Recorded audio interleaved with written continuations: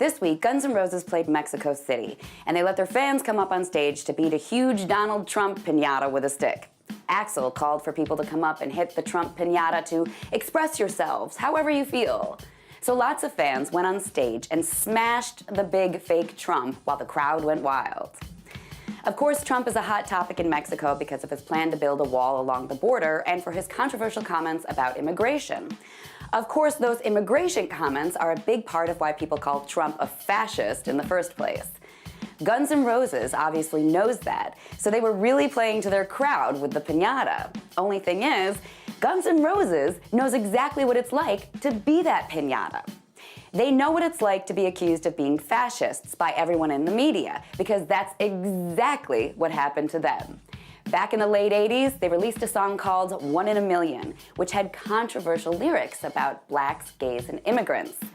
Back then, singer Axl said he was just using real language to talk about real feelings, but that he wasn't a racist or a bigot at all. He tried to defend himself to the whole world.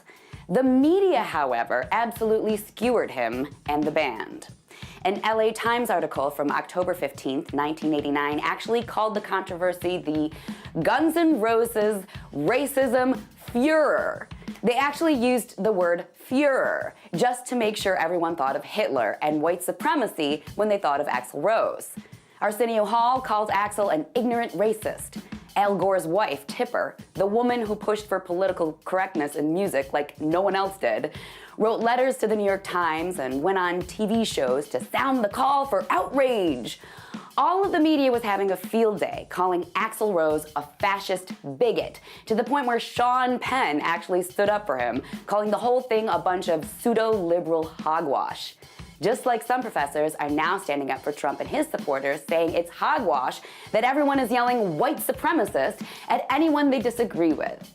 So Axl Rose knows exactly what it's like to try to express yourself honestly and not worry about being PC, and to have the world then call you a bigot. And now here's Guns N' Roses 30 years later, feeding into the same hogwash about Donald Trump.